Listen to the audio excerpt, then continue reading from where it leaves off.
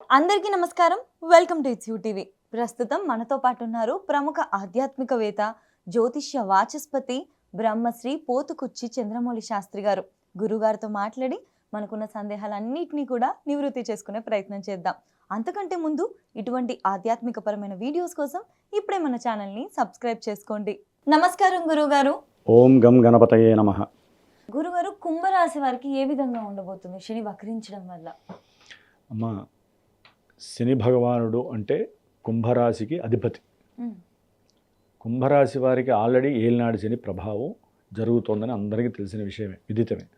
రెండవ స్థానంలో శని ఉండి కుటుంబపరంగా, ఆర్థికంగా వీళ్ళు అనుకున్న కోరికలు కూడా తీరక నిదానంగా వెళ్తూ ఉంటాడు ఆయన.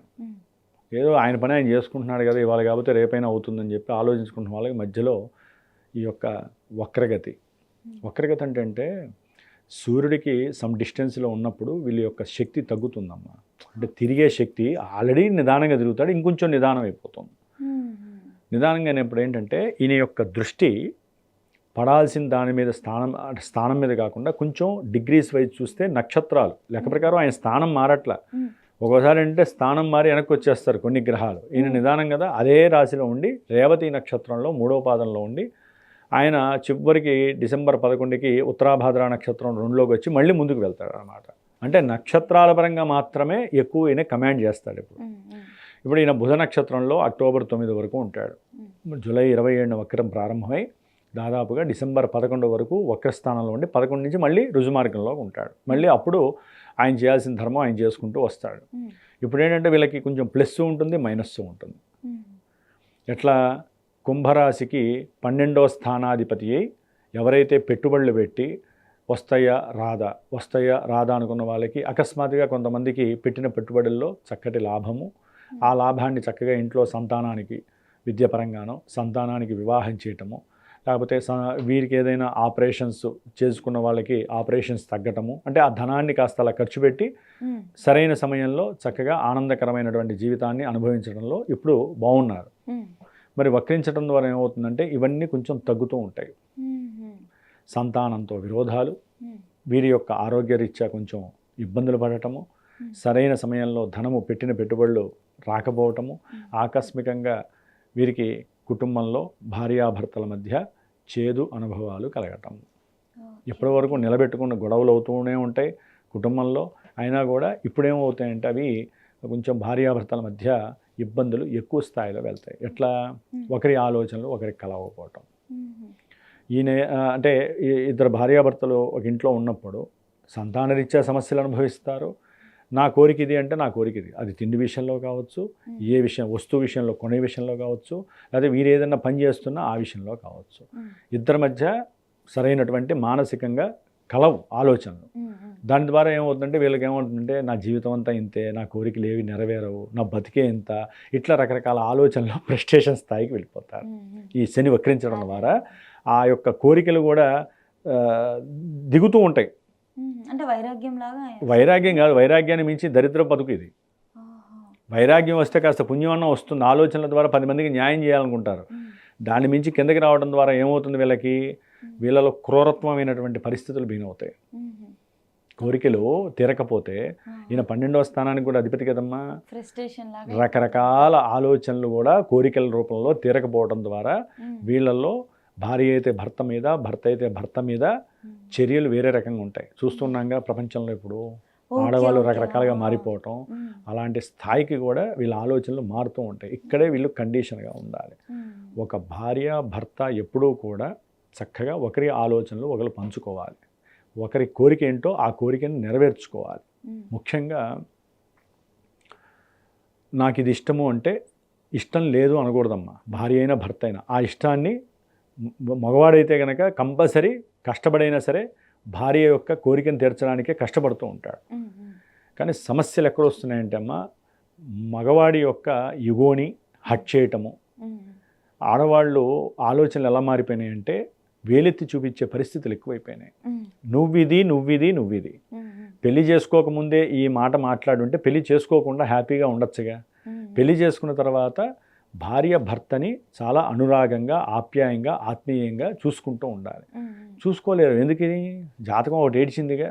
ఆ జాతకంలో మనకి ఢమరకం వాయించినప్పుడు ఏంటంటే ఎంతో ఆనందంగా ఉంటుంది. అదే ఒక డబ్బాలో గులకరాలు వేసి అదే మోడల్ వాయించడం అదే, ఢమరకం యొక్క విలువ వేరుంటుంది. గులకరాలు వేసి ఒక డబ్బాలో వాయించినప్పుడు చెవులు బద్దలైపోయి రక్తం కారుతూ ఉంటుంది. అట్లాగే ఈ యొక్క గ్రహాలు కూడా వక్రం కాకముందు ఒకలా ఉంటాయి, వక్రించినప్పుడు ఒక రకమైన సమస్యలు వస్తూ ఉంటాయి. కాబట్టి ఇక్కడ భార్యాభర్తల మధ్య వైవిధ్యకరమైనటువంటి ఆలోచన విభేదత్వం కలుగుతుంది. కోరికల విషయంలో కోరికలు తీరకపోవడం ద్వారా ఒకరి మీద ఒకరికి స్నేహపూరితమైనటువంటి వాతావరణం దెబ్బతింటుంది. దీని ద్వారా వారు సాంగత్యము లోపం కలిగి సంతానము వైపు ఆలోచనలు కలగకుండా నిర్వీర్యమైనటువంటి పరిస్థితి కలుగుతుంది. కుటుంబంలో ద్వేషము, అభిప్రాయ భేదాలు ఎక్కువ అవుతాయి. మరి ఇవేనమ్మా, ఎంతసేపు డబ్బే కాదు, శనిచ్చే ఆటల్లో ముఖ్యంగా కుటుంబం మీద చెప్పా కదా, కుటుంబం మీద దెబ్బ కొడేస్తాడు.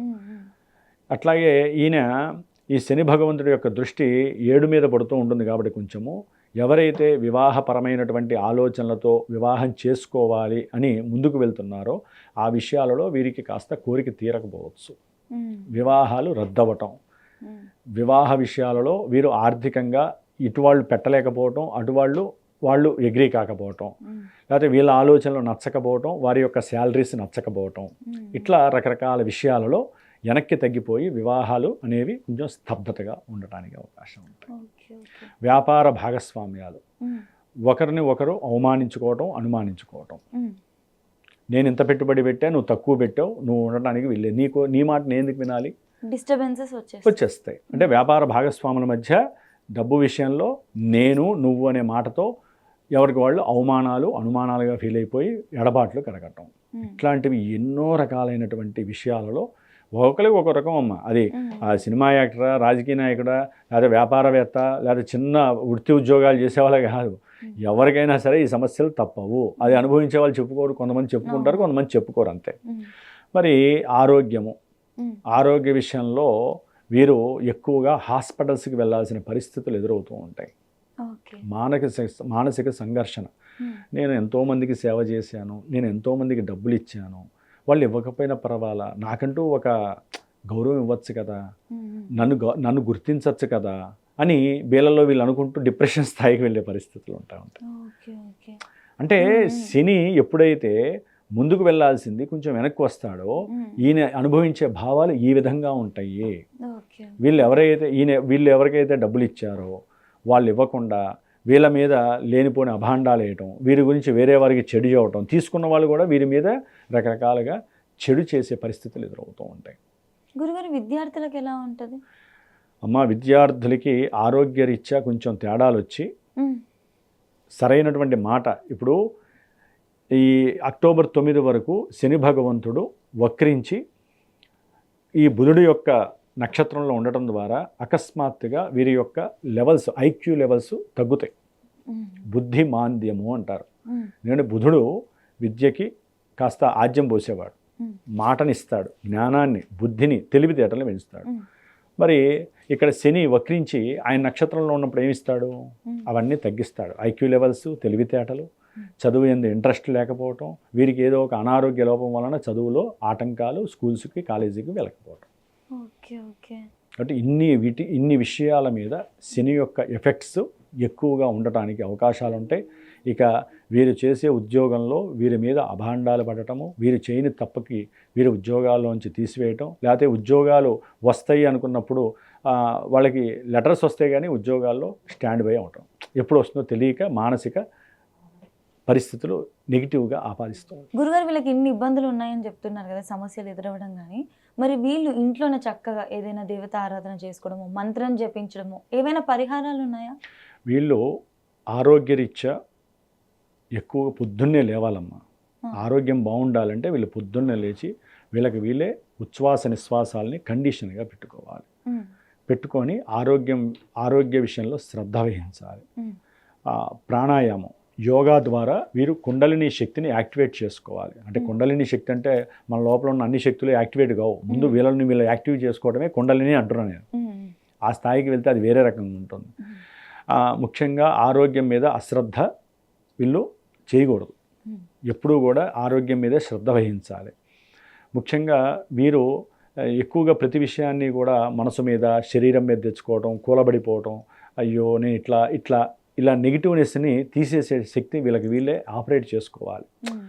నేను ఏ విషయంలో తగ్గకూడదు, నేను అదివరకు ఎట్లా ఉన్నానో ఇప్పుడు అలాగే ఉండాలి, నేను ఏ విషయాన్నైనా సాధించగలుగుతాను, నాకు సంతానపరంగా సమస్యలు ఎదురవుతున్నప్పుడు నేను దానికి ఎదురీదాలి అంటే ఎదురీదటం నేర్చుకునే స్థాయి శని వక్రించినప్పుడు ఇస్తాడమ్మ. తొందరగా అమ్మ ఈయన యొక్క సొంత ఇంటిని ఈయన పాడు చేసుకోడుగా.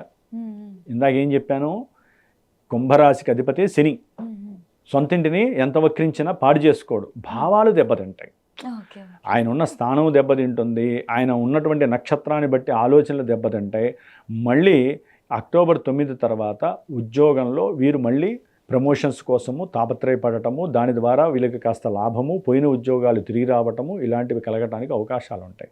ఏదేవైనా జన్మజాతకమే వీళ్ళకి ప్లస్ ఆర్ మైనస్ సూచిస్తుంది. దశలు అంతర్దశలు ఏంటి, లగ్నం ఏంటి, ఆ లగ్నానికి శని మంచివాడా చెడ్డవాడా. ఇక్కడైతే చెడ్డవాడు. కుంభరాశి వారికి శని అంతేం ఇవ్వడు, 20-30% మంచి చేస్తాడు. ఆరోగ్యం మీద అప్పుల మీద దెబ్బ ఎక్కువ పడేస్తూ ఉంటాడు, డిప్రెషన్ లెవెల్స్ ఇస్తాడు. అదే జాతకంలో ఆయన యోగించే గ్రహం అయితే ఇక్కడ కాస్త వీళ్ళు నిలబెట్టుకునే ప్రయత్నం చేసుకోవడానికి సరైన పరిష్కారం చేయొచ్చు. లేదా మీరు అన్నట్టుగా వీళ్ళు ఏం చేయాలంటే ఎక్కువగా పొద్దున్నే దీపారాధన, నువ్వుల నూనెతో దీపారాధన చేయటం. వీళ్ళకి ఏదైనా అప్పుల బాధలు, మానసిక బాధలు ఉంటే శివాలయంలో కాస్త ఒక 19 కిలోలు 8 కిలోలు నువ్వుల నూనె తీసుకువెళ్ళిచ్చి అయ్యా కాస్త దీపారాధన, నిత్య దీపారాధన చేయమంటాం. లేదా వీళ్ళింట్లోనైనా సరే ఈశ్వరుడికి కాస్త నువ్వుల నూనెతో అభిషేకం చేసుకొని ఆ నువ్వుల నూనె ఎక్కువగా వీళ్ళకి మోకాల నొప్పులు, అరికాల బాధలు, లేకపోతే ముఖానికి సంబంధించిన సమస్యలు ఇవన్నీ కలుగుతాయి. కాబట్టి ఎక్కువగా కూడా ఆ అభిషేకం చేసినటువంటి నూనె వీళ్ళు అభ్యంగనం చేసుకోవడం ద్వారా శరీరానికి రిలాక్స్ కలుగుతుందమ్మ. ఏ పిచ్చ నూనె పడితే ఆ పిచ్చ నూనె వాడకూడదు. గానుగులో దగ్గరుండి నువ్వులు తీసుకెళ్ళి పట్టించి కొంచెమైనా సరే ఈశ్వరుడికి మొత్తం పోయకుండా కొంచెం కొంచెం అభిషేకం చేసుకుంటూ నేనేం చేస్తానంటే అమ్మ, మృత్తికాలింగం అని పుట్టమన్ను, కస్తూరి అన్నీ వేసి వాళ్ళకి నేను మంచి తీర్థం పొడి తయారు చేసి దాంతో తయారు చేసి పాదరసం కూడా వేసి కొంతమందికి నేను ఇస్తూ ఉంటాను. మృత్తికాలింగం ఈ ఏలినాడు శని అనుభవిస్తూ ఉన్నటువంటి వాళ్ళకి శని ఇలా వక్రించినప్పుడు ఆ యొక్క పుట్టమన్నతో చేసినటువంటి ఆ పరమేశ్వరుణ్ణి చక్కగా ఒక మట్టి పాత్రలు ఉంటాయి మనకి, దీపారాధన ఎర్ర పాత్రలు, ఆ పాత్రలో చక్కగా అభిషేకం, లేదా ఈయన నలుపుగా ఉంటాడు కాబట్టి నల్ల పాత్రలో అయినా సరే చేసుకోవచ్చు. అభిషేకం చేసుకుంటూ నిత్యము కూడా ఆయన మీద వేసుకొని 4.5 నెలలు ఎవరైతే కనుక ఆ మృత్తికాలింగానికి అభిషేకం చేసుకొని ఎవరైతే దాన్ని కనుక ఒంటికి పూసుకుంటారో వారికి అనారోగ్య బాధలు తొలగిపోతాయి. ప్లస్ అభిషేకం చేసుకోవడం ద్వారా ఏమవుతుందంటే ఆయన శాంతిస్తాడు. పరమేశ్వరుడు అనుగ్రహంతో పాటుగా శని కూడా శాంతిస్తాడు. ఎప్పుడైతే నువ్వుల నూనె శివుడి మీద తగులుతుందో ఆ కిరణాలన్నీ కూడా శాంతిస్తాయి. శివుడు అంటే ఏమనుకుంటున్నారు, అదిగాక ఆయన మహానుభావుడు. మృత్తిక అంటే మట్టితో, పుట్టమనుతో చేసినటువంటి శివలింగంతో అభిషేకం చేస్తే ఇంకా ఏ స్ఫటికలింగము లేకపోతే ఏ నర్మదా నది లింగము వీటితో పనే లేదు ఎవరికి. కాబట్టి ఎక్కువగా ఈశ్వర క్షేత్ర దర్శనాలు చేసుకోవడం ద్వారా కూడా మీరు అడిగినట్లుగా ఆరోగ్యము బాగుంటుంది. ప్రదక్షిణాలు, ఓం నమ శివాయ జపం వీరికి అత్యంత ఉత్తమమైనటువంటి. ఖచ్చితంగా గురుగారు. ధన్యవాదాలు గురుగారు. ఓం నమ శివాయ.